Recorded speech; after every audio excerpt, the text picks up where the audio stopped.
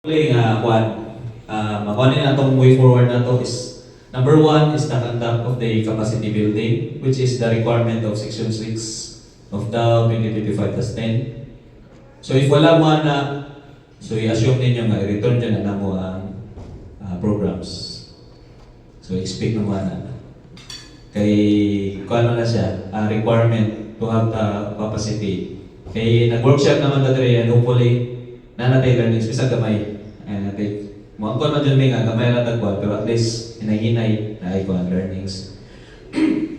So, sa iba ito sa stakeholders consultation, so, mo na-out sa number 4, which is your application of learnings in the workshop, especially katong mga annexes and template nga itong ibuhat. And please bear in mind, ayaw na to ninyo post ba katong annexes na to, kaya final na nasa NGV Central Office.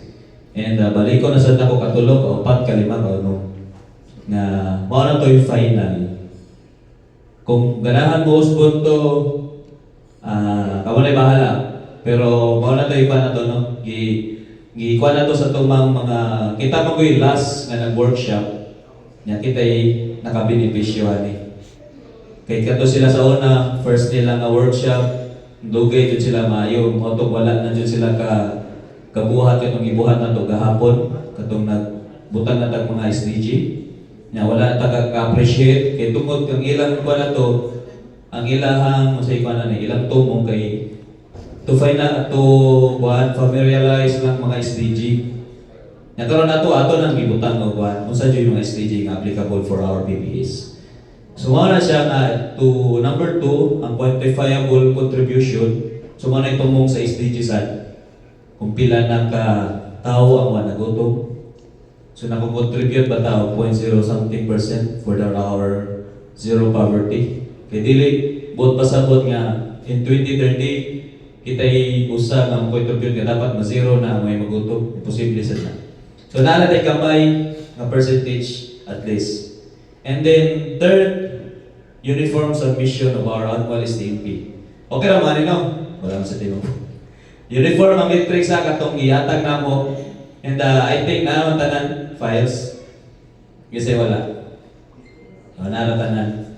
So ay mo kalimutan, duwa to, 5-year and annual. Kay nabantayan na ako ganyan sa PMC yung PLC dito ni Kwan sa 5-year. So pwede na to i-Kwan, mahapon. Pero annual, 5 years, annual STMP for the 2026, dapat ang matrix ingaton. So, atong mga, kuha nyo, atong mga introduction, okay na to. Basta ang matrix, na-attach na to kay kato na ang one. Itong nanay mga SDG, mga indicators, so, kana. And, usa pa sa kuha ninyo, ang worry ninyo is na deadline namin next week, sa 31, I think.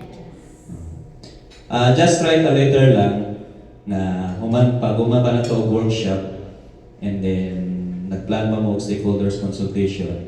So tigay lang yung date para at least ma-records na mo and then i-reflect mo na mo sa central office. If mag-audit sila, may pakita na kaniyang kwan. So we understand nga that that's us dyan yung trabaho and we anticipate also nga it will not be implemented 100%. At least, every year, ato na ning buhaton. So, natin makita ng mga instances nga palanglitan sa inclusion sa mga PPEs nga wala na contribute sa 2030 goals. Ay, nainayan na nato. Dili siya nato nga tagtangon tayo. Nainay na. At least nga, dili na tayo makabantay nga nawa na dahil siya. So, yung nga siya. Dili nga abrupt. Oy, tagtangon na nato. Wala man yung SDG day. So dili nga makasabot sa mga barangay captains and every host and neighboring nasa sila ikwan.